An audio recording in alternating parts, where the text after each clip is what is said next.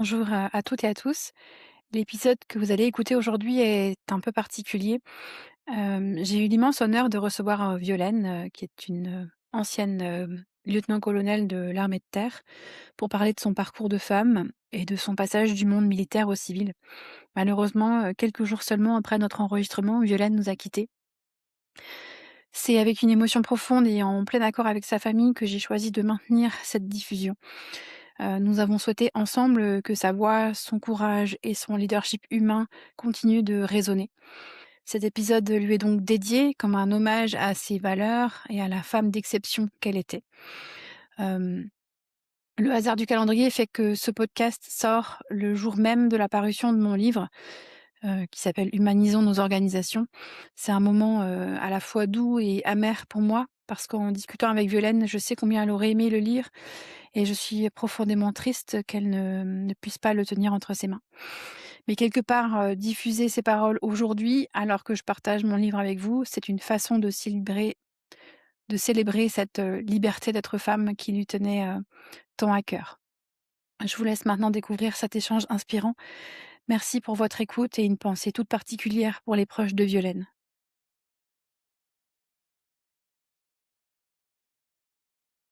Bonjour Violaine, bienvenue du fond du cœur sur le podcast Liberté d'être femme. Je me réjouis de t'accueillir ici. Avant qu'on aille dans les détails de cette conversation passionnante où on va parler de comment est-ce qu'on dirige dans l'adversité, où on va parler de l'armée, si tu veux nous expliquer pourquoi on parlera de l'armée après, ce que ça apprend sur le courage, sur la confiance, sur l'éthique et puis comment ces repères nourrissent aussi le monde civil. Je t'invite, à te présenter pour qu'ensuite on puisse aller creuser un peu plus en profondeur, certains aspects de ton parcours. Très bien. Mille merci Marie-Laure pour, tout d'abord, me donner l'opportunité, heu, d'échanger avec toi, durant ce podcast. Effectivement, heu, pour, pitcher rapidement, à l'issue de mes études supérieures en sciences politiques, j'ai fait le choix de revêtre, à 22 ans, l'uniforme militaire. En fait, c'était, un rêve d'enfant et d'adolescente. Et effectivement, j'ai eu l'opportunité de commander. Commander est le terme militaire pour dire manager une unité opérationnelle de plusieurs dizaines de personnes en France et à l'étranger pendant une dizaine d'années. Alors pour contextualiser un petit peu, au siècle dernier, c'était en 1997, moi j'ai fait le choix de gravir, pas à pas avec détermination, heu, l'escalier social, qu'est l'armée. Puisque l'armée, permet avec effort, de, grandir et de s'élever. Donc de belles opportunités. Alors je l'ai fait avec beaucoup de pragmatisme, hein, mais sans complexe ni phare. Cet univers qui à l'époque était, pour l'armée de terre, dans la catégorie des officiers, quasi, exclusivement, masculine, et je dois dire que la présence d'une femme n'allait absolument pas de soi. Donc ça a été un chemin de croix, sans vouloir, noircir le tableau, parce qu'en vérité, c'est un parcours très positif, mais il a fallu en passer par là pour, devenir légitime. Ensuite, les 15 années suivantes, ce qui correspond à une deuxième partie de carrière, quand on est officier supérieur à partir du grade de commandant, je les ai passées en état-major, de tout type, interarmées, interministériel, direction centrale, direction, régionale. Là, j'ai mis mon leadership et mon expertise au profit de projets innovants. J'étais davantage éloignée du terrain par comparaison à lorsque j'étais en régiment, mais j'ai pu, me former dans le domaine de la formation ainsi que de la transformation des organisations. Et ma conviction, en fait, au terme de ce parcours qui s'est achevé il y a un peu plus de 2 ans, c'est que le bonheur et la joie, ça consiste vraiment à mettre ses talents au service d'un collectif. Et je pense que l'intelligence collective, ça favorise l'éclosion des talents. Alors, effectivement, comme je l'ai dit il y a quelques secondes, j'ai fait le choix de quitter l'institution militaire en 2023. C'était un choix assumé j'aurais pu me maintenir encore une quinzaine d'années parce que j'étais officier de carrière, mais j'avais vraiment envie de revenir sur le terrain, au plus près des opérationnels. Alors moi, j'ai une appétence particulière, pour te dire un petit peu, ce que j'ai pu faire et ce que je fais encore actuellement, pour accompagner tout ce qui est conduite du changement, lorsque les organisations de tout type se transforment. Voilà. Conseiller également sur les enjeux de résilience, qui fait partie du cœur de métier d'un militaire. Également, tout ce qui est leadership et fidélisation des collaborateurs. Je pense que c'est un sujet, extrêmement actuel et je peux dire, en fait, sans rougir que ma force morale et que mon caractère, challenge orienté, heu, constituent des atouts dans un souci de performance et d'efficience pour permettre la résolution de problèmes, complexes qui sont toujours intellectuellement stimulants. Voilà, et actuellement je suis dans le domaine de l'enseignement supérieur privé où j'occupe un poste de directrice. Bah, merci pour cette, présentation, on voit effectivement les grandes étapes, de ton parcours. Bon, tu l'as dit tout à l'heure, tu as commandé très, très jeune. Enfin, en tout cas, ça me paraît, moi, très, très jeune. J'ai noté 30 à 150 personnes, donc j'imagine qu'il y a eu une variabilité dans le nombre de personnes selon les postes occupés.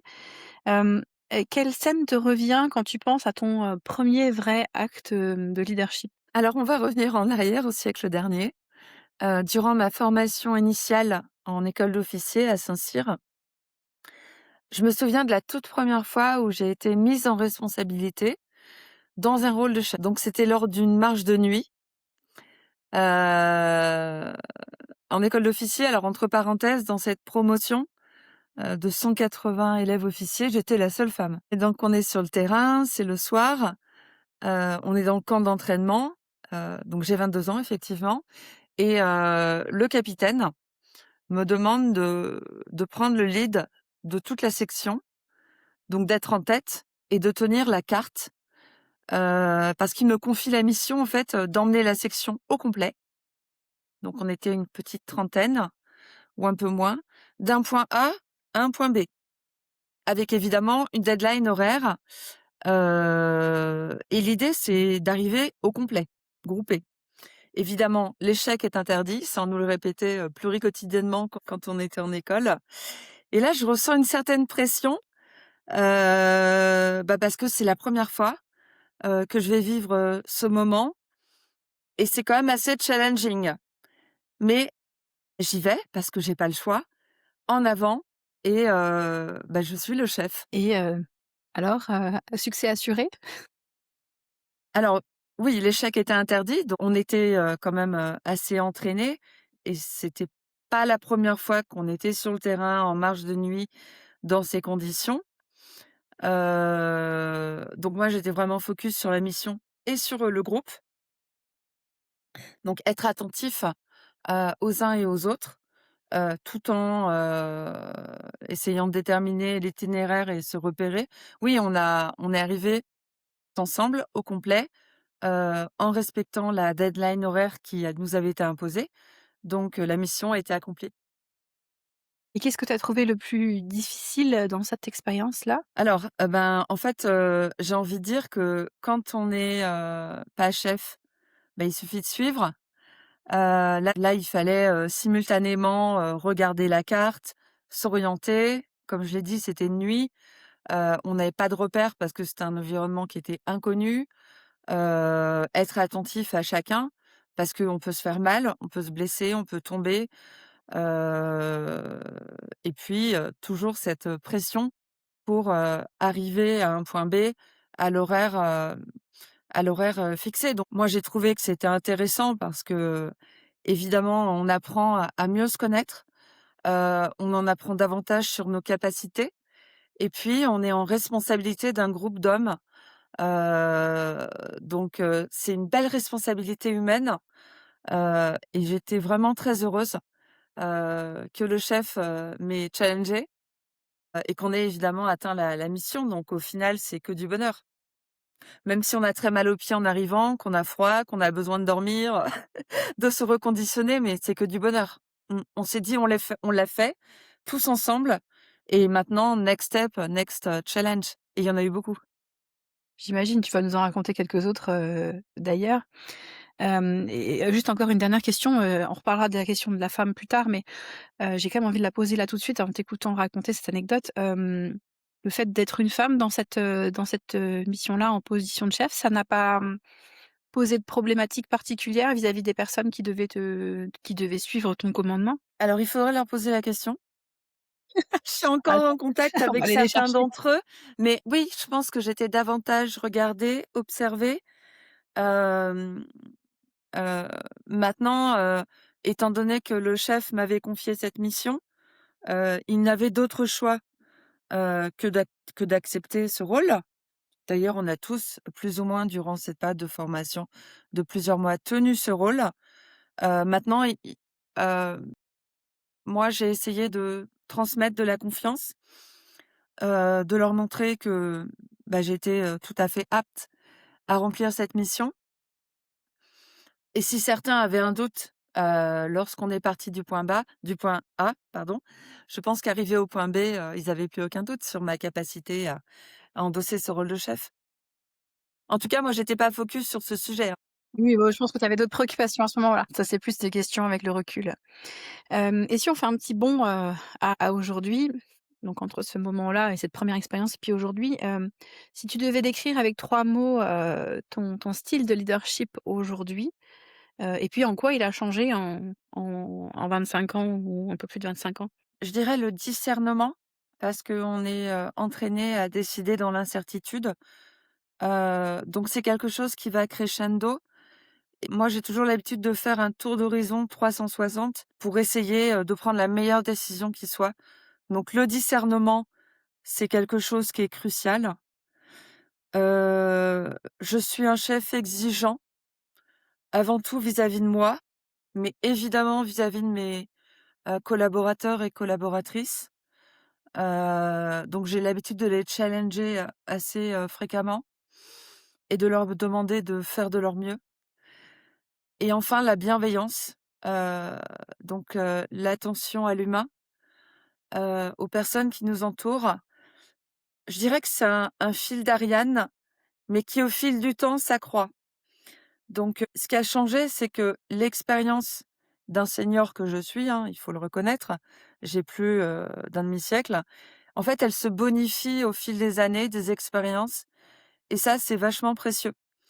Et je pense que ce type de profil, pour un DG, par exemple, c'est un pilier et c'est une ressource forte, dans le sens où, ce type de profil, déjà, mériterait d'être davantage reconnu et valorisé, eu égard justement à ses, comment dire? À ses points forts, à ses qualités foncières. Je pense que j'ai toujours à cœur d'avoir un regard constructif et averti, dans mon leadership. Donc voilà, pour, répondre à ta question en 3 mots: discernement, exigence et bienveillance. J'aime que tu t'entendes utiliser ces mots parce que, bah, depuis le début du podcast et il me semble depuis la toute première personne, ils reviennent, très souvent en fait. Exigence associée à bienveillance. Alors toi tu rajoutes discernement, je trouve, intéressant aussi. Hem, je dirais que ce sont des mots, particulièrement importants pour décrire un leadership orienté vers l'humain et c'est justement ma question, suivante. Quand est-ce que tu as compris que, l'humain, c'était ta boussole? J'ai envie de dire, très tôt parce que, en fait, tout repose sur l'humain. Quel que soit le contexte, quelle que soit l'organisation, tout repose sur l'humain. Heu et la défaillance, ne serait-ce que d'un élément du groupe, par exemple à l'armée, ça peut véritablement porter atteinte au bon accomplissement de la mission. Voilà pourquoi, enfin, quand on est chef militaire et quand on est également manager dans le civil, heu, on a l'impératif de prendre soin de nos hommes et de nos femmes. En tout cas des personnes qui nous entourent, qui sont sous notre supervision. À l'armée, on dit souvent qu'on est charge d'âme, et c'est vrai, chacun a un rôle à jouer et si on veut que le groupe se maintienne, on doit prendre soin des uns et des autres. Voilà, c'est pas du paternalisme, mais chaque pion est précieux, voire crucial. Heu, donc et en plus, je trouve que c'est assez valorisant parce que, ça montre aux uns et aux autres que quelle que soit leur position dans la hiérarchie, ils ont un rôle à jouer, donc ils sont précieux et ça, c'est valorisant. Voilà, heu et je me souviens, en fait, concrètement de ma toute première mission quand j'étais jeune lieutenant en ex-Yougoslavie. C'était en 2000-2001 sous l'égide de l'OTAN. Alors j'étais chef, hein, d'un groupe d'hommes. Nous sommes partis 5 mois en mission et le tout dernier mois, un de mes soldats n'allait pas bien. On a senti qu'humainement, bah, là, ça commençait à lui peser, que ses proches lui manquaient et que son moral, en fait, commençait à flancher et j'en ai parlé avec mon sous-officier adjoint, qui était quelqu'un qui avait beaucoup d'affinités humaines avec lui, et il m'a proposé, il m'a dit: «Bah, si vous voulez, lieutenant, je vais aller le voir, je vais lui parler». Entre guillemets, il a un peu pris sous son aile. Heu, le but, c'était de le remobiliser, d'identifier ce qui n'allait pas, de le conseiller et de l'aider, en fait, à dépasser ce moment, difficile et c'est alors c'est rien, hein, quand on en parle comme ça.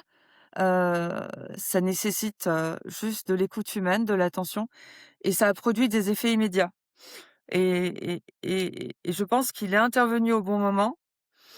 On s'est dit que c'était opportun, vraiment parce que la situation l'exigeait. Au quotidien, il y avait pas de micro-management. Ça, c'est quelque chose que j'essaie de bannir. Mais en tout cas, on est intervenu au bon moment et surtout, on a vu que ça n'allait pas. Donc plutôt que faire l'autruche et mettre la poussière sous le tapis, en se disant: «Ben, on fait comme si de rien n'était, ça va peut-être passer». Non, on est intervenu et ça a été très efficace et après il est reparti. Voilà, il a terminé son dernier mois avec courage, optimisme et il a vu aussi que dans le groupe, il avait une place, qu'on pouvait être là pour lui quand ça n'allait pas, donc on était aussi des repères précieux. Merci pour ce partage, très, très concret. Finalement, ça, ça rejoint, on peut avoir un peu un rôle de coach en quelque sorte, à la fois en tant que manager, mais aussi, au sein d'une équipe, les uns avec les autres, pour pouvoir, déjà, ne serait-ce que le côté observation, ce que tu viens de dire, hein, si vous n'aviez pas, de l'attention, si tu n'avais pas eu de l'attention, portée sur les personnes de ton équipe, ben, ça ne se serait pas vu. Et puis après effectivement, ben, le rôle, de pouvoir, d'être ne serait-ce que dans l'écoute, parce que parfois juste partager, ce qui va pas, ça peut suffire. Et puis ensuite, effectivement, en tout cas, pouvoir accompagner la personne, vers un mieux. Voilà, ça me paraît, des qualités, essentielles, à intégrer dans les organisations, quelles qu'elles soient. Allez, on va passer un côté plus, contexte militaire, commandement. Dans l'armée, quelles sont les routines ou bien les disciplines qui vont, fabriquer la confiance dans une équipe? Alors quand on est chef, pour, le groupe, il est important, d'embarquer les uns et les autres. Donc déjà, c'est la capacité à dire «nous» ou «on» plutôt que «je» et ça donne du sens au collectif. Comme je l'ai dit un peu plus tôt, chacun a une place déterminante dans la section, dans la compagnie, dans le groupe, avec une fonction, dédiée et on sait que chacun, participera, au bon accomplissement de la mission. Ouais, je dirais que le deuxième réflexe, et ça, c'est aussi une question de loyauté, c'est la cohérence entre les paroles et les actes. Nos hommes et nos femmes attendent aussi de nous que, ce qu'on, partage avec eux en paroles, lorsqu'on donne des ordres, se traduisent par des actes très concrets et qu'il y ait pas d'écart entre les 2. Voilà. On pourrait appeler, l'exemplarité. Ouais, non, exemplarité, c'est bien, ouais, c'est bien, ouais. La cohérence et je pense que ça participe de la confiance. C'est que le chef dit quelque chose et après ça va s'incarner de façon très concrète dans ce qui va se réaliser. Enfin, un réflexe, dans les armées en fait, qu'on met en place systématiquement et qui produit vraiment des effets très vertueux, c'est le feedback, ou le rétex qui dans le civil s'appelle le REX, donc le retour d'expérience. Ça en fait, c'est synonyme de débriefing, d'intelligence collective. Heu, une fois qu'on a terminé la mission, c'est aussi une façon de faire le point sur ce qui a fonctionné et également sur ce qui a dysfonctionné, et d'en tirer des enseignements pour la suite. Voilà, pour le futur. Donc, le souci du collectif, c'est évidemment un aspect qui s'inscrit au cœur des armées, parce qu'on n'est jamais seul dans les armées.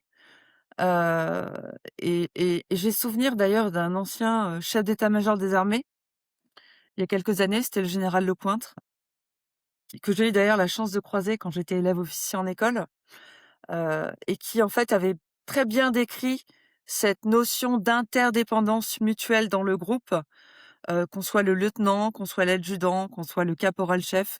On a tous besoin les uns des autres. Oui, ça, comment dire? Enlève cette notion de supériorité, des uns sur les autres qui seraient des éléments plus importants, que d'autres sous prétexte qu'ils sont le chef ou autre chose. Après, il y a évidemment la hiérarchie formelle dans les armées, qui est directement visible sur les grades, qu'on porte sur nos uniformes ou sur nos treillis et puis l'organigramme qui montre bien, qui fait quoi et quelle est la fonction des uns des autres. Pour autant, le chef, il sait très bien que tout seul, il pourra pas réussir la mission. Donc il Oui. a de toute façon l'obligation, d'interagir avec le collectif et parce qu'il est dépendant. De même que le caporal, il est dépendant du chef.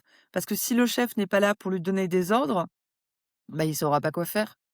Ça me rappelle une entreprise dans laquelle j'ai travaillé il y a longtemps où le dirigeant pensait que, en gros, les salariés étaient grassement payés à ne rien faire. Alors je te laisse déjà, deviner, si les salaires étaient très élevés, pas du tout. C'était des salaires, très, très bas, donc grassement payés, je dirais pas ça. Et puis, ben, finalement, la force ouvrière de l'entreprise, c'était les salariés, qui produisaient, l'essentiel du travail, lui étant plutôt là pour, profiter de la situation. Donc, cette notion-là que tu décris, d'avoir conscience, du rôle de chacun et de l'importance de chacun, elle me paraît essentielle dans une organisation. Le résultat étant que dans l'entreprise dont je parle, il y avait un turnover, de fou furieux parce que, ben, ce non-respect en des salariés ne pouvait pas aboutir à de la confiance et à l'envie de rester. J'imagine que dans ces conditions, on est assez peu enclin à se maintenir. Non, effectivement, et ni même à avoir un engagement fort pour la réussite de l'entreprise, hein, ce qui est fort dommage.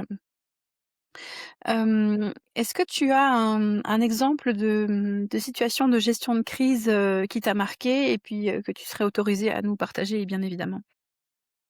Ah, je vais prendre un exemple qui est beaucoup plus récent. Bah, j'étais commandant, j'étais en état-major, et en fait, mon chef, mon N+1, pilotait un projet interarmées, heu et en fait, il a été désigné pour partir en mission au Mali, en 2020 et bah, de facto, il était plus capable, enfin d'assurer cette mission en France. Donc il m'a désigné en fait pour, heu, au pied levé, et il m'a dit quelque chose dont je me souviens encore. Il m'a dit: «Ben, je c'est toi qui vas animer et qui va piloter le groupe de travail et à mon retour, ce dossier sera bouclé, finalisé et la décision aura été prise». Donc ça aussi, c'était un challenge.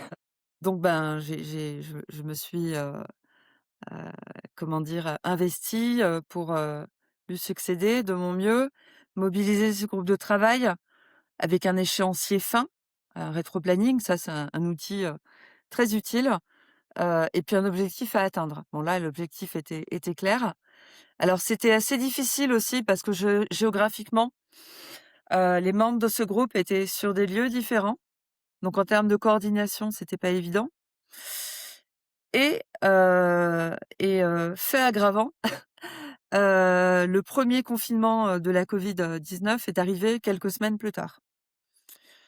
Donc là, il a fallu, se réorganiser totalement, on travaillait à domicile, mais on n'avait pas forcément les moyens techniques. Donc il a fallu mettre en place, plein de petits outils personnels, j'ai envie de dire, pour, continuer. Heu, mais ça a aussi été un effet d'aubaine, parce que dans cette phase du groupe de travail, c'était, la deuxième phase, donc il y avait beaucoup plus de rédaction, d'analyse, et ça, c'était un travail qui se faisait à 2 mains. Mmh. Et c'était à moi de le faire, en l'occurrence. En plus. Et du coup, bah, comme j'étais pas en état-major au bureau où on peut se faire neutraliser, hein, je dis ça, sans jugement, mais facilement par, les appels, le flux de mails, le tsunami de mails sur l'ordinateur, les réunions, les passages des uns et des autres dans le couloir.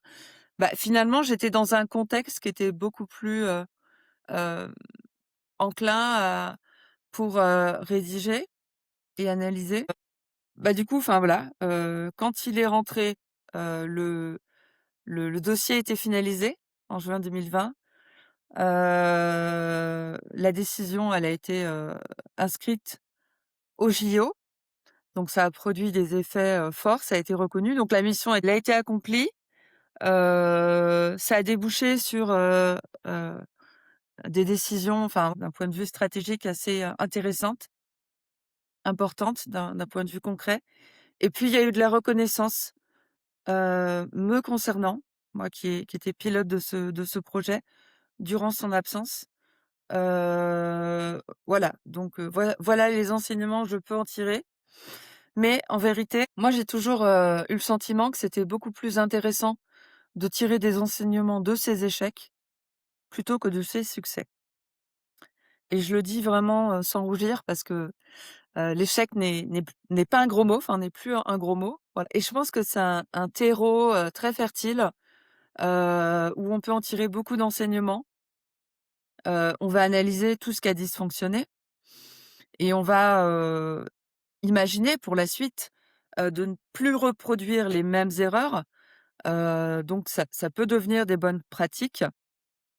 Alors, je dis pas que c'est simple, parce que, parler de ses échecs, bon, c'est pas forcément quelque chose qui va de soi, Non. mais voilà, ça impose déjà une posture de remise en question, et finalement c'est précieux en termes d'amélioration continue. Oui, c'est vrai, je te rejoins, parler de ces échecs, enfin, il y a quand même une culture, de la honte, hein, de la honte de l'échec, je trouve, très française en tout cas. Je sais que c'est pas partout pareil. On beaucoup de travail pour, justement, dire qu'aujourd'hui que, ben, l'échec c'est pas une fin, c'est pas la fin du monde. Mais pour autant, je sais que il peut y avoir beaucoup de difficultés, émotionnelles associées à ça, de honte, d'envie de cacher ça sous le tapis. Et il y a des personnes qui font de plus en plus l'effort pour en parler, notamment sur les réseaux sociaux d'ailleurs, pour montrer que, ben, non, la vie, professionnelle en particulier, c'est pas une succession de réussites, et qu'il a fallu souvent tomber pour en arriver, à un certain succès. Tu as travaillé dans des environnements, multinationaux, tu m'as parlé de l'ONU. Qu'est-ce que le multiculturel change à la, décision rapide? Alors, la notion du temps, j'ai envie de dire, mais ce qui change avant tout, c'est le contexte et la prise en compte des différences, dans la prise de décision. Enfin, c'est-à-dire qu'il y a des écarts, culturels, linguistiques, puis tout l'acquis personnel et professionnel, on ne peut que constater des différences. Mais alors, j'ai envie de dire, une fois qu'on a réussi à appréhender, l'environnement, pour moi, c'est pas un obstacle de travailler en environnement multinational dans la prise de décision. Effectivement, comme tu l'as mentionné, j'ai servi sous l'égide de l'ONU en 2021 pendant un peu plus de 6 mois, dans une opération de maintien de la paix au sud Liban, à la frontière israélienne. C'est la FINUL, hein, qui est une opération de maintien de la paix.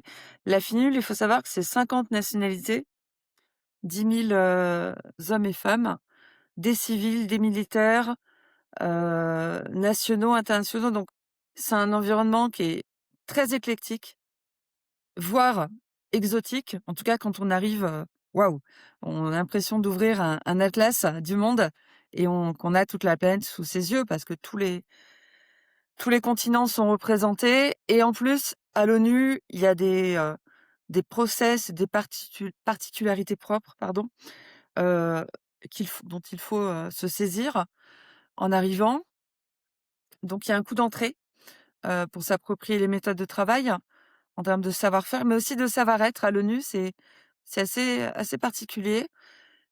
Mais à partir du moment où, on considère qu'il y a beaucoup plus de choses, en fait, qui nous rassemblent que de points qui nous séparent, j'ai envie de dire qu'il y a pas d'obstacle et que c'est vraiment une question de posture.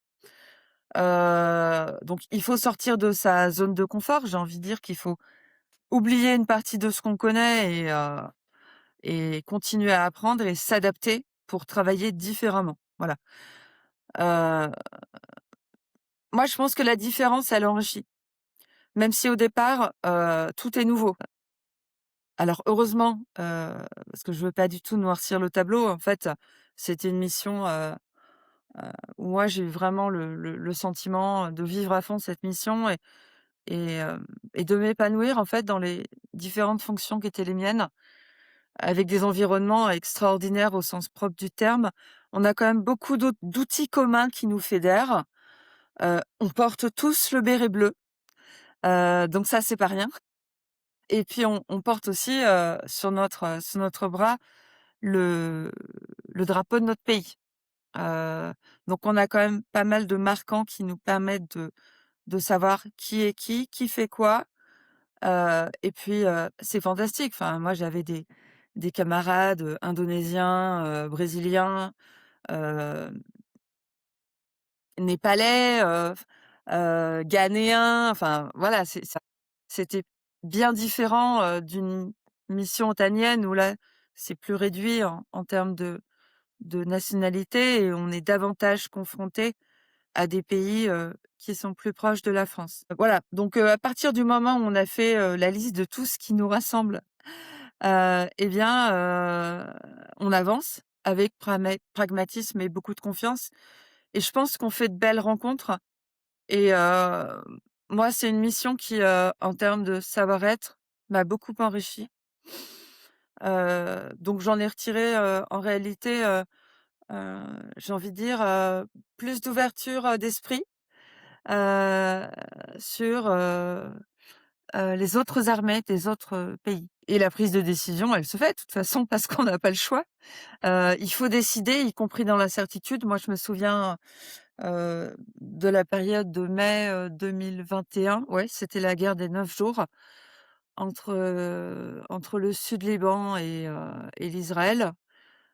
Donc ça a été, assez aigu en termes, d'échange, de roquettes. Pour le bunker dans lequel je travaillais, au profit de New York, on a dû décider, dans l'incertitude de toute façon, et la mission continuait, en conditions vraiment réelles là, aiguës et c'était aussi passionnant. C'est aussi ce qu'on recherche, pour être tout à fait honnête. J'ai envie de poser une question, sur la notion d'éthique. J'imagine que c'est un sujet qui est important dans le contexte professionnel dans lequel tu as évolué. Est-ce que tu pourrais nous partager un moment où, c'est l'éthique qui a guidé une décision, peut-être un peu à contre-courant? L'éthique, déjà, quand on est en école d'officier, je tiens à préciser qu'on suit un module de formation qui s'appelle éthique et déontologie. Donc ça fait partie entre guillemets, hein, du fond de sac et des compétences, qui sont acquises. Heu, voilà, pour te donner un exemple, enfin j'ai plusieurs exemples, mais là je vais en prendre un qui m'a particulièrement marquée, heu, dans ma carrière. C'est arrivé en fait à 3 reprises. J'avais, soit sous ma responsabilité des subordonnés, qui souffraient non pas d'un vice, hein, mais d'une maladie qui est l'alcoolisme. Alors c'était soit, des subordonnés, soit des collaborateurs ou collaboratrices, Heu, parce que ça peut toucher, quiconque à tout âge, voilà. Ce que j'ai pu constater, c'est que, heu, bon, évidemment, ils s'en étaient pas ouverts sur, cette pathologie parce qu'ils avaient honte, mais ça les affectait évidemment très défavorablement dans leur vie personnelle, mais aussi dans la vie professionnelle, et c'est là, en fait, où on a un rôle à jouer, heu, parce que, bah, comme je l'ai dit, en fait, la personne, n'est pas en capacité de remplir sa mission. Moi, je me suis aperçue que j'étais pas du tout capable de faire l'autruche et de faire comme si de rien n'était. Enfin, humainement, c'est quelque chose qui m'a vraiment touchée, et confrontée à ça, enfin, je me suis même pas posé la question. Enfin, je me suis dit: «Il faut l'aider, il y a pas de problème, il y a que des solutions», c'est ce que je dis toujours à mes enfants. Heu, mais c'est quelque chose qui va pas de soi. Enfin, je me souviens d'une situation, j'étais en régiment, j'étais capitaine, heu, je commandais la compagnie par intérim, et bah, on a appris, en fait, que l'un des membres de l'équipe de la compagnie, en fait, avait fait des bêtises durant le week-end. Il avait été intercepté par la police et c'était remonté au régiment, heu, voilà, qu'il avait eu un comportement tout à fait inapproprié. Donc bah, j'ai été prévenue par le colonel, et j'ai dû recevoir l'intéressé dans le bureau. L'intéressé, bah, il était, heu, plus ancien que moi en termes d'âge. Moi, j'étais une femme capitaine, j'avais 29. Lui, c'était un homme, il était plus âgé que moi, il était beaucoup plus ancien en service, beaucoup plus expérimenté, mais il fallait quand même que je tienne compte de cette situation. Donc j'ai fermé la porte du bureau et je lui ai dit dans les yeux dans les yeux: «Mon adjudant, il y a un problème là, vous». Il a commencé à parler et effectivement, il s'en est ouvert à moi, il m'a dit qu'il était alcoolique depuis des années. Donc c'était une réalité très, très cash. Nous, on n'avait eu aucun signe avant-coureur et c'est vrai qu'on n'avait pas du tout, pu entreapercevoir qu'il souffrait de ce problème parce que dans le service au quotidien, bah, il le cachait, il en avait honte. Donc voilà, sans le stigmatiser, sans insulter quiconque, heu, moi j'ai pris la décision de l'orienter, en accord avec lui, vers, ben, des acteurs qui étaient susceptibles de l'aider pour qu'il soit pris en charge, d'un point de vue médical et d'un point de vue humain. Et on s'est aperçu, en fait, en lisant, en regardant dans son dossier, que certains de nos prédécesseurs, dans ses précédentes affectations, avaient complètement fermé les yeux sur sa difficulté humaine et avaient fait l'autruche. Voilà, donc juste pour conclure, moi j'ai pris l'initiative en mon âme et conscience et avec son accord, c'est important, de mobiliser les acteurs, qui l'ont, orienté vers des dispositifs très concrets. Donc il est parti en cure de désintoxication. Il en est revenu, il était guéri. Heu, je sais pas si quelle a été la suite sur le temps long parce que moi j'ai été mutée depuis, je vous parle de quelque chose qui a eu lieu il y a une vingtaine d'années. Mais voilà, il y a toujours moyen, heu, de trouver une solution. Heu, il y a toujours des solutions aux problèmes, voilà, et quand le chef se mobilise et qu'il fait appel à l'environnement transverse, on peut trouver des solutions, et je pense qu'en tant que chef, il est de notre devoir, en fait, de les accompagner. Oui et c'est important, de respecter ces valeurs et donc cette éthique, qu'on a évoquée avant et de faire ce qui est vraiment juste pour soi plutôt que, de porter un masque et de renier ses valeurs. On va aller, sur le sujet, puisqu'on est sur le podcast Liberté des femmes d'être femme pardon, des femmes justement, de leur place, dans les univers, que tu as fréquentés donc principalement, au sein de l'armée. Hem Ce que j'ai envie de te demander déjà pour commencer, c'est est-ce que en tant que femme, tu as eu l'impression que tu avais besoin de prouver plus? Et puis après peut-être que tu peux nous partager une situation concrète, où tu as, su, imposer ta voix, mais sans copier, les codes, dominants ou les codes masculins? Oui, j'ai le sentiment que j'ai dû prouver plus en permanence. Heu, je repense à un exemple quand j'étais en école d'officier, donc comme je vous l'ai dit, tout à l'heure, nous étions à peu près 180 dans la promo. J'étais la seule femme, donc j'étais l'OVNI. et j'ai souvent eu le sentiment d'être davantage scrutée, observée, par comparaison à mes homologues masculins et également qu'on m'en demandait plus. J'ai souvenir, d'une séance où on faisait une activité, de renforcement musculaire, en l'occurrence des pompes. La section en a fait 30 et après le capitaine, s'est mis à côté de moi et on en a fait 10 de plus que tous les 2. Voilà, donc c'est un exemple. Après, comment est-ce que j'ai réussi à imposer ma voix sans copier des codes? Je pense qu'il m'est arrivé de copier.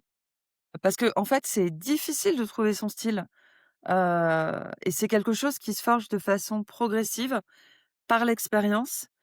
Alors moi, j'ai pour partie procédé par intuition, en étant pragmatique, enfin j'imagine. J'ai aussi beaucoup procédé par inspiration-imitation parce que j'ai vraiment rencontré des personnes, heu, que ce soit des chefs, des homologues ou des subordonnés qui m'ont inspirée et je trouvais que c'était bien. Donc des fois, je me suis inspirée de leurs réactions, de leur mode opératoire, heu et aussi par non-imitation. J'ai souvenir d'avoir eu un chef qui m'a, entre guillemets, «vaccinée», sur son style de commandement et d'une certaine façon, il m'a aidée parce que je me disais: «Ben, voilà, moi, quand je serai chef, je ferai tout le contraire de lui». Parce que j'adhère pas à ses valeurs, je trouve que ça, c'est pas des décisions très rationnelles ou très humaines ou tout du moins qui portent atteinte à ce qu'on doit être quand on est officier. Ouais et puis, j'ai tout simplement procédé par essai-erreur.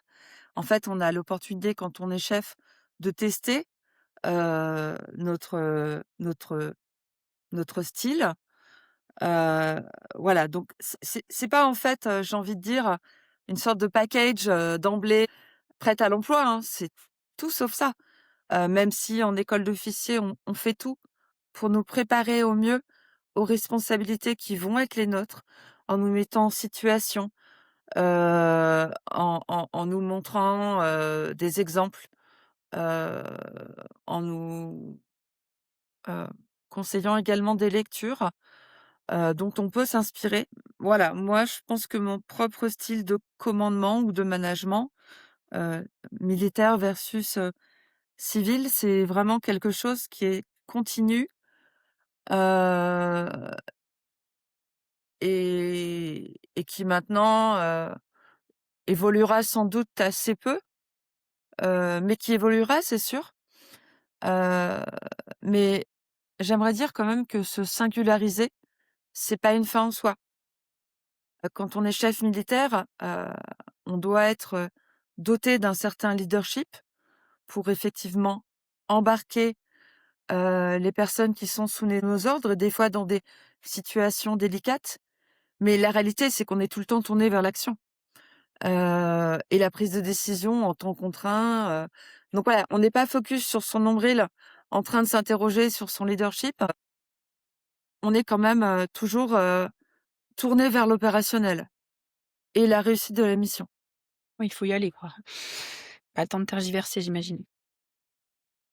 Des fois, le temps de réflexion peut être assez réduit. En termes de mixité, et donc du coup pas, que ta place à toi, mais la place des femmes de manière générale, qu'est-ce que le fait qu'il y ait des femmes, change, ou pas peut-être, hein, je ne sais pas, dans la manière de décider ou bien de gérer le risque? Alors je vais pouvoir m'exprimer sur la manière de décider. Sur la manière de gérer le risque, j'ai pas suffisamment, d'éléments, concrets pour me positionner. J'avoue que j'ai pas de réponse, à cette question. Mais sur la manière de décider, moi je dirais qu'il y a pas de différence. Heu, il faut tenir compte des fois de certains aspects logistiques quand les hommes et les femmes, coexistent sur le terrain. Mais en tout cas, dans la formation d'officier qu'on suit, qu'on soit en formation initiale, qu'on soit en école d'armes, qu'on soit en école d'état-major, puisqu'on se forme tout au long de sa carrière et c'est aussi l'une des forces des armées, je pense. Il y a pas de distinction, en matière de genre. Voilà. Il y a pas d'avantages, qui sont réservés aux uns ou aux autres. Il y a des barèmes sur les épreuves, sportives, parce qu'on n'est pas constitué de la même façon, voilà. Mais qu'on soit un homme ou une femme, on est avant tout un chef comme j'ai dit, qui doit prendre ses responsabilités, rendre compte de ses actes et moi, de mon point de vue, ça a jamais été un sujet. Même si ça revenait très souvent à mes oreilles, que j'étais une femme, on me le disait, on me le faisait sentir, que ce soit dans l'environnement militaire ou civil, mais moi je me suis jamais, focalisée là-dessus, voilà. Néanmoins, ce que j'ai pu observer en 27 ans d'armée, c'est une évolution très favorable, heu quant à l'ouverture des armées pour des jeunes femmes. Heu, L'armée de terre en fait, heu, a permis en fait des opportunités sur à peu près tous les postes et tous les environnements aux femmes, par rapport à l'époque où moi je me suis engagée, où il y avait, je me rappelle en régiment très peu de femmes, dans les compagnies de combat, et surtout très peu d'officiers, donc très peu de chefs militaires. Aujourd'hui, c'est quelque chose qui est beaucoup plus visible. Il y a une volonté politique aussi, je me souviens de la période où, Florence Parly était, ministre des Armées. Il y avait une volonté, de permettre aux femmes, d'atteindre, les plus hautes fonctions, dans notre ministère, de tenir compte, de la parentalité, des périodes où on fait le choix de devenir mère, des absences, enfin voilà, mais en résumé et pour conclure, je dirais que la mixité ne modifie en rien la façon de décider. Quand on s'adresse, à ses subordonnés, à la troupe, il y a pas des ordres pour les uns, pour les unes, parce qu'elles sont des femmes et d'autres pour les hommes. Enfin, encore une fois, on est un groupe, tourné vers la mission et chacun doit, exécuter, les tâches, qui lui sont assignées. Intéressant parce que dans le civil, c'est loin d'être toujours comme ça. Il peut y avoir, une tendance à effectivement, distribuer les ordres de manière différente selon qu'on est homme ou femme. Mais bon, ça dépend des environnements, ça dépend des entreprises. Autre sujet qui m'est cher, c'est la question de la sororité. D'ailleurs, tellement important que c'est dans le nom du podcast. Est-ce que tu as, des exemples de situations où quelqu'un t'a tendu la main au bon moment? Alors, j'ai dit sororité, donc ça peut être des femmes, mais enfin, ça peut être des hommes aussi. Et comment est-ce que toi-même tu joues ce rôle, aujourd'hui pour d'autres? Oui, des exemples, j'en ai plein, même si je les ai pas tous en tête parce que, à l'armée, il y a la fraternité qui est, vraiment quelque chose de très, permanent, qui est très précieux. Moi, j'ai envie de dire que l'armée, c'est ma deuxième famille et ça le restera. Je l'ai quitté, mais je l'ai pas qui je ne suis pas partie fâchée et il y a des camaraderies très, très précieuses, très anciennes qui se maintiennent et je pense que comme on a vécu des choses, parfois extraordinaires les uns avec les autres, cette cohésion, ce soutien, mutuel, il est, ad vitam aeternam. Moi, je suis encore en contact avec, nombreux, subordonnés, pairs et chefs, que j'ai connus au cours de mes différentes affectations et des alliés, oui, heu, parmi les officiers, bon, quand on a les grades, par exemple, je vais prendre quand j'étais lieutenant, dans tous les régiments, il y a des clubs des lieutenants, donc il y a une vraie fraternité, même en dehors du service, et on doit pouvoir compter les uns sur les autres, enfin, on n'est jamais seul, et c'est aussi la force du groupe et du collectif. Moi, j'ai eu des périodes de doute, j'ai eu des périodes où je manquais de confiance en moi et je me souviens, je vais prendre l'exemple, d'une amie qui m'est très chère. J'étais en école, d'application de mon arme, donc on était élèves officiers. À un moment donné, j'avais beaucoup de doutes sur, ma capacité à faire face aux examens, qui nous attendaient, en particulier à l'oral et j'ai souvenir, en fait, elle était plus ancienne que moi, plus expérimentée et j'ai souvenir, en fait, qu'elle m'a cornaquée, qu'elle m'a coachée, pendant une bonne heure, heu elle m'a permis, en fait, de dépasser mes limites et de donner le meilleur parce que j'ai envie de dire que quand je suis passée à l'oral, j'ai tout explosé et je sais ce que je lui dois. Voilà, elle est l'une de mes meilleures amies et en fait, on se voit pas très souvent, pour des raisons géographiques, mais quand on se retrouve, c'est comme si on s'était jamais quitté.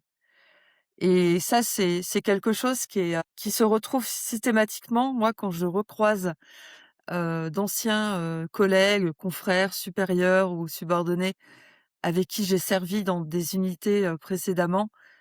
Eh bien, ce qui est formidable, c'est qu'on arrive, entre guillemets, à «remonter le mékong» immédiatement.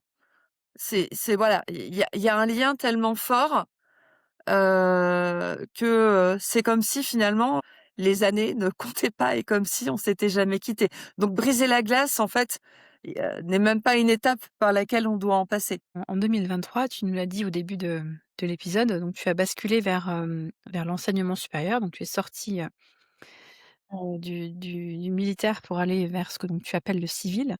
C'est quoi le choc culturel le plus fort, pour toi? Cette transition ne va pas de soi parce qu'en fait, j'ai envie de dire quand on vit pendant 27 ans dans une institution aussi singulière que les armées, heu, il faut une transition. Il faut s'y préparer. Heu, alors moi, j'ai eu l'opportunité de m'y préparer, parce que j'avais, émis le souhait de quitter l'institution. J'en ai rendu compte à ma hiérarchie et ça a été, tout à fait audible et voilà, ça s'est fait en l'espace de quelques mois. Heu, mais j'avoue que ça a quand même été un choc, culturel, sur certains aspects, au moment de ma prise de poste, qui s'est faite un peu sans transition parce que quelques jours avant, j'étais encore à Balard, au ministère, en tenue militaire avec, tout ce qu'impose, l'état de militaire, le port de l'uniforme, le salut, quelque chose d'assez formel. Et puis sans transition, eh bien, quelques jours après, bah, déjà il a fallu que je me constitue une garde-robe. Ça peut paraître un peu un peu anodin, mais en fait ça l'est pas. Heu, le tutoiement, heu, dans la nouvelle entreprise qui m'a accueillie, le fait de se faire la bise, ouais, avec des jeunes, des fois des alternants qui ont le même âge que mes enfants. Mais en fait, je m'y attendais. Donc j'ai pas Ouais. été surprise et ça m'a même fait un petit peu sourire. En fait, je dirais que je pense que la force d'un militaire, c'est sa capacité d'adaptation à tout type d'environnement. Heu, Après il a fallu que je m'approprie des outils qui étaient différents. Je pense que c'est important de se faire connaître aussi, de dire qui on est, d'où on vient. Je pense que notre capacité d'adaptation, c'est vraiment une ressource forte. Enfin, quand on est, officier en particulier, on change d'affectation tous les 3 ans. Donc tous les 3 ans, j'ai envie de dire qu'on remet des compteurs à zéro, on se remet en question. Heu, on est sur des fonctions qui, des fois, se suivent et ne se ressemblent pas. C'est aussi ce qui fait la richesse de nos parcours. Heu, voilà, il faut aussi démilitariser son profil. Encore une fois, c'est pas évident. Faut se dire que pendant 27 ans, on a vécu dans une institution qui a ses codes, qui a son langage, qui a son savoir-être. Moi, ce que j'ai gardé, c'est, bah, tous les acquis qui, pour moi, vont de soi. La rigueur, la ponctualité, la discipline, la disponibilité, l'adaptabilité, l'exigence vis-à-vis de soi, la notion de service, quand c'est très dur, la résilience, la capacité à dépasser, certains moments, terribles. Mais j'ai gardé aussi, mes savoir-faire, pardon, mon savoir-être, ma loyauté vis-à-vis, du chef, voilà. Et je pense que ce type de profil, en fait, est précieux et séduit de plus en plus aujourd'hui les entreprises dans le civil, parce que ces compétences déjà sont transposables, qu'elles apportent une vraie valeur ajoutée et qu'à l'armée, on forme de véritables managers qui, avant de se soucier d'eux et de leur nombril, s'occupent véritablement de leurs équipes. Voilà, donc pour moi, ce qui a été le plus difficile, c'est de, reformuler tout ce qui est terminologie. À l'armée, on a des termes vraiment très qui nous sont singuliers, qui nous sont très propres. On utilise moult acronymes, on est très friands de ça. Alors entre nous, on se comprend, ça va de soi, parce que c'est culturel. Et du coup, ouais, j'avoue qu'on m'a à plusieurs reprises, demandé: «Mais qu'est-ce que c'est que cet acronyme? Qu'est-ce que tu veux dire? J'ai pas compris», voilà, donc j'avais un réflexe, de vouloir faire très vite, donc j'utilisais énormément d'acronymes, qui en fait étaient complètement inconnus de mes collaborateurs, collaboratrices, de ma hiérarchie. Et voilà, on me l'a fait comprendre gentiment et puis j'ai changé, j'ai modifié ce qui devait évoluer. Allez, pour le fun, tu peux nous en donner deux trois des acronymes pour qu'on ait des petits exemples? Ouais, ATFU, à toutes fins D'accord. utiles, Effectivement, voilà. OK. Après, je sais pas, peut-être qu'il y en a qui sont connus de certains, mais d'autres, ASAP, as soon as possible, enfin, Celui-là, voilà. il est plus connu, ouais. Il est davantage connu, ouais, je pense. Enfin, avant, j'avais tout un magnifique répertoire, mais voilà, maintenant, j'ai tendance à les oublier, donc je me suis adaptée.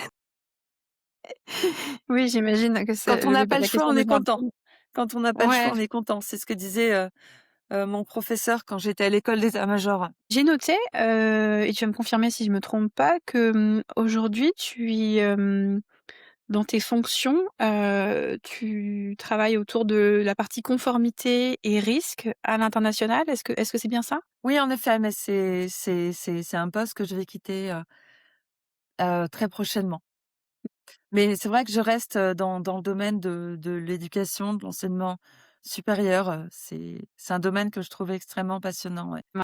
Donc dans la partie effectivement, transition armée civile, qu'on est en train de voir ensemble, j'ai encore une question, si tu devais donner, des conseils, à un ou une, officier en reconversion, puisque toi tu es passé par là, qu'est-ce que tu lui dirais? Je lui conseillerais de se préparer parce que c'est une étape, qui va pas de soi.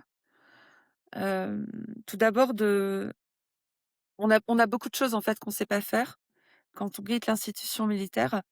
Alors on nous aide, il y a un organisme, en fait, qui nous coach, qui nous cornaque pendant, quelques semaines ou quelques mois. Donc on a quand même quelques ressources, sur des domaines où, on est totalement orphelin. Donc on essaie de nous y préparer, mais je pense que en complément, il est impératif de s'y préparer soi-même et de prendre son bâton de pèlerin. Tout d'abord, mobiliser son réseau.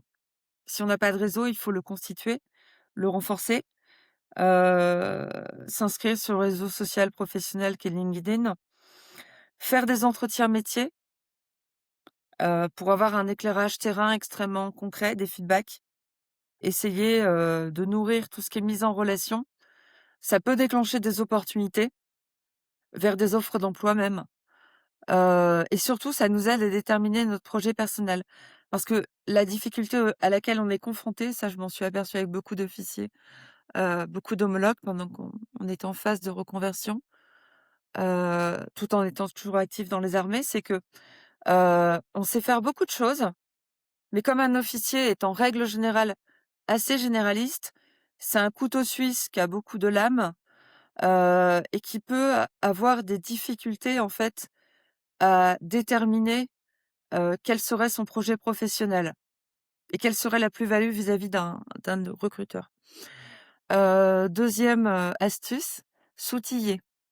Donc, écrire un CV qui soit, lisible par un recruteur, donc démilitariser complètement son profil et utiliser une terminologie, claire, en transférant toutes les compétences.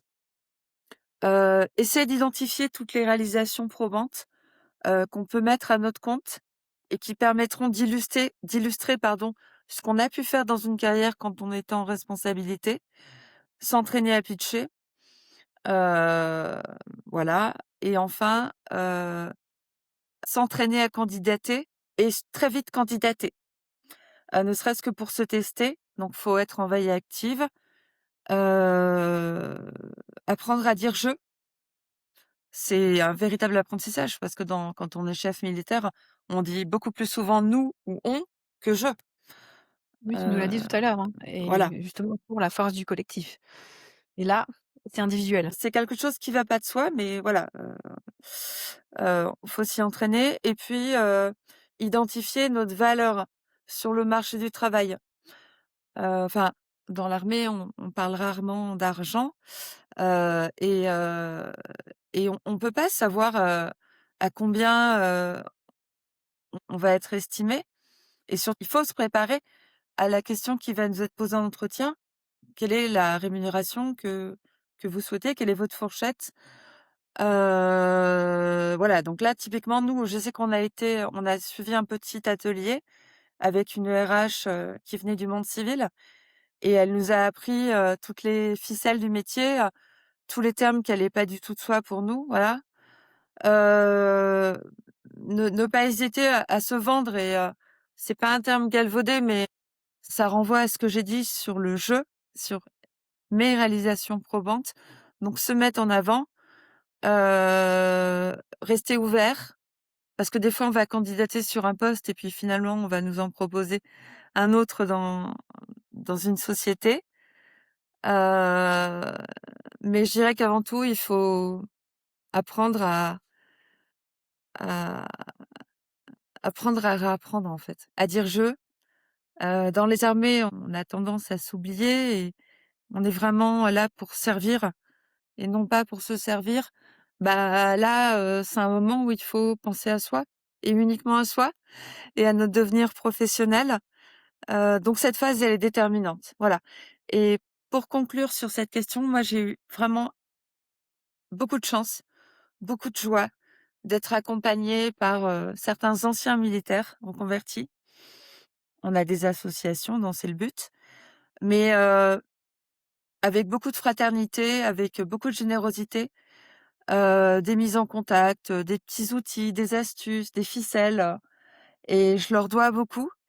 Et maintenant à mon tour, j'agis dans cette association pour, à mon tour transmettre, tout ce qui m'a été offert, de façon aussi bénévolente.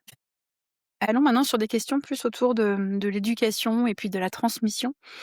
Tu es intervenu à Sciences Po, sur, des questions de leadership.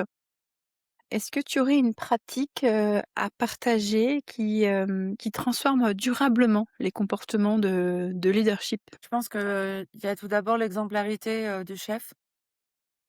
Un manager qui s'investit à 200, il l'embarquera d'autant plus, facilement par l'exemple qu'il inspire et l'énergie positive qu'il diffuse, dans le collectif.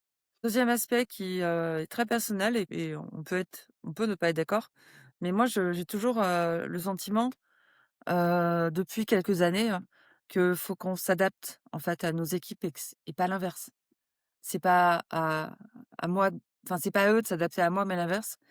Parce que en fait, ils sont pluriels, chacun est différent. Il faut vraiment apprendre à connaître ses équipes pour connaître, leurs forces, leurs faiblesses et puis ça permet aussi de mieux répartir le travail des fois. Donc on doit s'adapter et on doit aussi les challenger, les mettre en situation. Alors le but, c'est pas, de les mettre en difficulté, c'est de les faire grandir et de les encourager pour, qu'eux-mêmes prennent conscience de tout leur potentiel et je pense que ça génère une confiance assez contagieuse. Je l'ai testé avec mes soldats, je l'ai aussi testé, récemment avec, des alternantes que j'avais, dans mon équipe, heu et l'une d'entre elles, en fait, avait assez peu confiance en elle, sur certains aspects et je l'ai vue éclore comme une fleur en l'espace de quelques mois parce que je lui ai fait confiance. Je lui ai donné des dossiers, heu, qui étaient challenging, en fait et elle les a, magnifiquement, remplis, les missions, assignées. Voilà.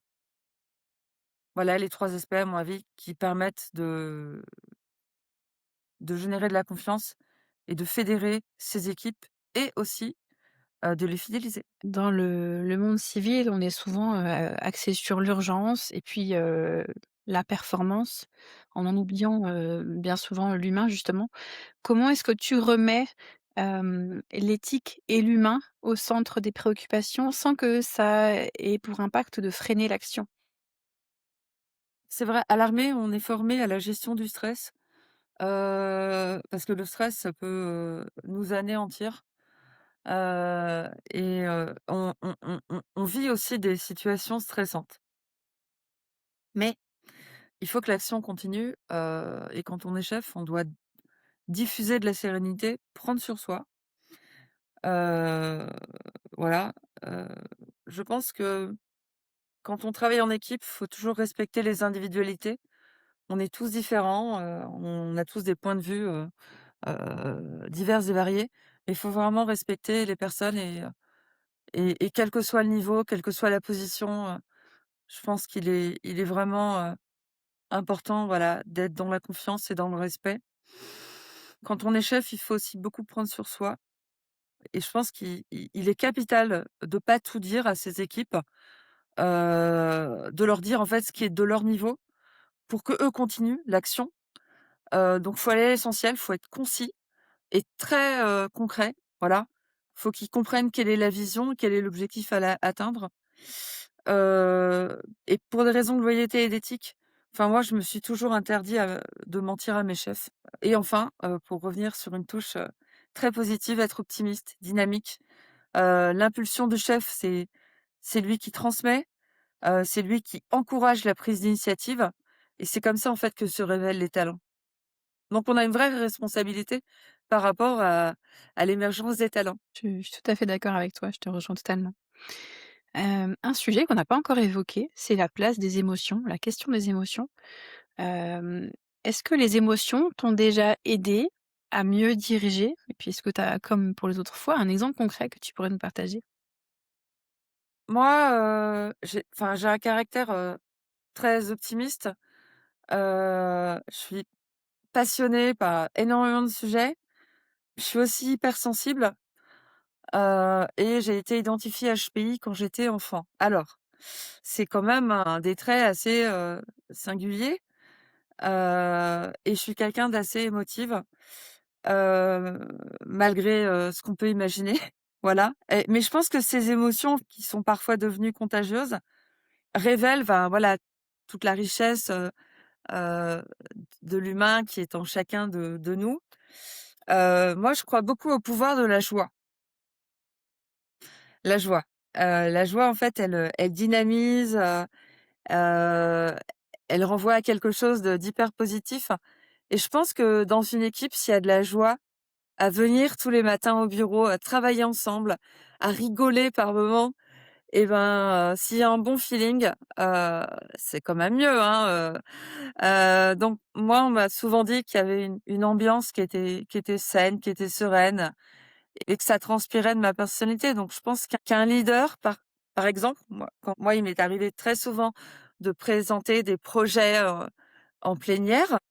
Donc là, c'est le moment où on embarque, les uns et les autres et où on donne le «la» au démarrage, tel un chef d'orchestre. Et ben, ce moment, il est déterminant et décisif. Et c'est là justement que la place des émotions, et du leadership, est quand même non négligeable. Ouais, ouais, je ça me parle beaucoup là, ce que tu dis. Est-ce que tu observes, des erreurs fréquentes, milieu que tu fréquentes aujourd'hui, hein, donc milieu civil, que ce soit, dans les écoles, dans les entreprises que tu as peut-être côtoyées? Alors je vais préciser ma question, hein, dans les sujets qu'on a abordés autour du leadership, autour de, du respect de l'humain, donc est-ce que tu as observé des choses que tu aurais envie de partager et puis peut-être comment les éviter aussi? Alors je veux pas tomber dans la caricature, mais je vais volontairement noircir le tableau. J'ai vu des équipes qui étaient complètement orphelines, qui étaient démunies et il y avait un management inexistant. Et quand on est manager, ce qui est pas un métier en soi, c'est une fonction, enfin, on a forcément des équipes à encadrer et on a une vraie responsabilité humaine en termes de transmission, en termes de suivi, en termes d'évaluation des compétences. Élévation des compétences, identification des talents et fidélisation, parce que se séparer de quelqu'un, ça coûte cher, recruter quelqu'un, ça coûte cher. Voilà et il y a le coût d'entrée, moi je pense que c'est une responsabilité, noble, haute, qui est hyper exigeante, qui est évidemment chronophage, mais qui est indispensable et à mon sens aujourd'hui en 2025, elle est pas assez valorisée et de ce que j'ai pu lire dans les études actuelles, c'est que la Gen Z, elle est assez peu encline à manager, parce que c'est des responsabilités, en fait, qui peuvent effrayer, les futurs jeunes cadres. Voilà, j'ai aussi observé, des fois un manque de courage, de la part de chefs, heu, en particulier quand il fallait prendre des décisions difficiles, voire impopulaires, heu, tout du moins qui faisaient pas l'unanimité et ouais, je pense que j'ai pu observer de la lâcheté, heu et je veux pas en dire davantage, mais ce que je peux ajouter rapidement, c'est que moi je suis quelqu'un qui doute beaucoup, et en permanence, je m'interroge avec un espèce de prisme 360 avant de prendre une décision.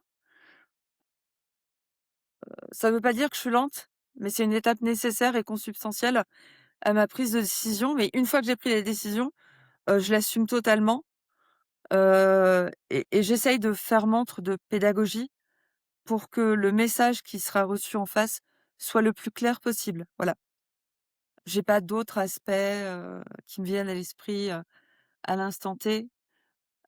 C'est déjà pas mal, hein? C'est pas mal de choses, hein? Est-ce que tu aurais un levier, dont tu estimes qu'il est sous-estimé à partager pour rendre les organisations à la fois plus justes et puis aussi plus performantes? Waouh! C'est-à-dire? Un levier? Ouais, est-ce qu'il y a peut-être quelque chose qui est sous-exploité, j'ai envie de dire, auquel, on pense peu dans les organisations, mais qui toi, selon toi, permettrait d'avoir justement plus, de justesse et de justice, on va utiliser les 2, et aussi la performance parce que c'est quand même ce qui est cherché dans les entreprises, hein. Ce que j'ai, identifié, mais ça fait longtemps et je pense que ça touche tout type d'organisation, c'est l'absence de transversalité. C'est-à-dire que quand on a des équipes métiers qui travaillent en silo, avec des fonctions bien identifiées et qu'il y a aucune coopération, aucune coordination entre les différents services, donc il y a pas de communication, heu on peut être amené à identifier des équipes qui font la même chose que les voisins sans le Oui. savoir et du coup, Ouais. là, c'est une perte de temps. On perd en efficacité, alors qu'on pourrait gagner en efficience si, on permettait à ces équipes de collaborer. Ouais, c'est vrai que j'ai déjà, observé ça aussi. Problématique de communication de manière générale d'ailleurs dans les entreprises de toute façon, c'est hyper fréquent. Et toi, à titre personnel, qu'est-ce que tu fais pour garder alors tu as parlé de la joie, hein, tout à l'heure, mais qu'est-ce que tu fais pour garder, ton cap, ton énergie et puis aussi le discernement que tu avais cité, en début d'interview? J'ai du mal à garder mon énergie, j'avoue, parce que des fois, je suis tellement passionnée, tellement engagée, que j'ai tendance à m'épuiser. Donc je suis pas véritablement un bon exemple sur ce sujet. Parce que je suis toujours à fond et comme tous les sujets me passionnent, heu, ouais, j'ai parfois du mal à m'économiser, j'avoue. Est-ce que tu peux reformuler la question? Parce que je pense que je n'ai que partiellement répondu. Oui, alors l'énergie, effectivement, tu as répondu et ça je comprends et ça me paraît totalement humain. J'ai parlé de garder le cap aussi parce que c'est vrai que bon, l'énergie, c'est quelque chose qui fluctue, mais ton cap, au sens, justement du sens peut-être de ce qui est important pour toi, de ce qui est essentiel pour toi. Comment est-ce que tu arrives à le garder? Et peut-être justement d'ailleurs quand, peut-être tu t'es trop engagé et puis que tu vois que ça baisse pour toi au niveau énergie? Moi, quand on me confie une mission ou un projet, heu, avant, de déterminer, les différentes étapes jusqu'à l'accomplissement, je vais avoir, une vision pluridisciplinaire et 360. Donc je vais, procéder à une étude, j'ai envie de dire, globale pour essayer de récupérer toutes les ressources, pertinentes, pour m'emparer du sujet qui, des fois, est un sujet inconnu. Ça peut arriver. Heu, Quand on était officier en état-major, on avait très régulièrement des dossiers qui nous étaient confiés, des fois sur des thématiques, heu, qui nous étaient, absolument pas communes. Donc il fallait en très, très peu de temps acquérir, bah, des notions, pour traiter le sujet de A à Z. Donc moi, j'ai toujours l'habitude de faire une étude 360 pluridisciplinaire. Donc Je vais pas m'interdire de piocher dans, la sociologie, l'histoire, la géopolitique, voilà, pour essayer de caractériser le mieux possible l'environnement. Voilà. Et ensuite, ensuite c'est très simple, je vais faire un plan d'étapes, un rétro-planning avec les étapes intermédiaires, répartir les missions des uns et des autres, et puis, l'effet à obtenir, donc la conclusion, l'objet qui sera produit, tout en planifiant des points d'étape intermédiaires avec les uns et les autres, heu, pour s'assurer que le projet avance, sûrement. On arrive dans la partie, finale de l'épisode et j'ai envie de te demander, avec le recul que tu as aujourd'hui, quel message tu aurais envie, d'adresser à la jeune Violaine, de, on va dire 25 ans, à peu près? Ou en tout cas quand tu étais en début de carrière? C'est rien. Là, je donne ma langue au chat. Non, je sais pas. C'est compliqué. En revanche, il y avait un sujet sur lequel, heu, j'avais réfléchi, c'était les lectures recommandées, Oui, je vais venir. sur, le leadership, l'éthique et la gestion de crise. Alors quel conseil je donnerais à Violaine? Mais en fait, je pense qu'elle l'a fait. C'est de pas se poser de mauvaises questions et de se poser les bonnes questions et d'y aller et de foncer à 200. De toute façon, moi, j'ai aucun regret. Si c'était à refaire, je referais, quasiment tout à l'identique. Parce que ce qui m'a aidée dans ce parcours, où au départ, clairement, on voulait pas de moi, dans les armées, j'ai senti beaucoup d'hostilité, mais en fait, j'étais déjà tellement heureuse d'avoir réussi à rentrer par la petite porte, d'être sur le terrain, de faire tout ce que j'avais toujours rêvé de faire, qu'en fait je me posais pas de questions. Enfin, j'étais là et je faisais tout pour y rester et je m'éclatais. Voilà, Bah, ouais, ça pourrait être un jeune message un message pardon pour la jeune Violaine, continue de t'éclater, en avant. simplement, en avant. Et oui, du coup, c'est la toute dernière question effectivement, des lectures, parce que j'aime bien poser cette question à la fin étant donné que je suis un petit peu une book addict, hein, on ne va Ouais, pas se mentir. ça se voit pas du tout dans ton fond d'écran. Non, non, non, bah, non, effectivement. Qu'est-ce que tu aurais envie de nous partager comme livres, ressources, qui t'ont façonné? Donc effectivement sur les questions, tu l'as dit avant, de leadership, d'éthique, de gestion de crise. Voilà, je te laisse, me partager ce qui a du sens pour toi et puis expliquer peut-être pourquoi chaque, livre que tu vas nous partager a, eu une importance pour toi. Ouais, avec grande joie. Il y a une lecture, qui m'a nourrie depuis l'adolescence. Heu, J'étais déjà fort intéressée par le milieu militaire et j'ai rapidement pris la décision de devenir officier, après en avoir rencontré quelques-uns en vrai. Mais surtout, j'ai lu, un livre, du maréchal Lyotet qui s'appelle «Du rôle social de l'officier» et ça a été et c'est toujours mon livre de chevet. C'est un petit manuel en fait, qui a pas pris une ride, et c'est une véritable bible en matière de savoir-être, quant au rôle d'éducateur et de manager en responsabilité. C'est un ouvrage qui est intemporel et je me souviens qu'il y a quelques mois dans le civil, en fait, j'ai échangé sur, la question du management avec un autre cadre de ma société et je lui ai conseillé cette lecture, parce que c'est un livre qui est susceptible d'inspirer, tout manager.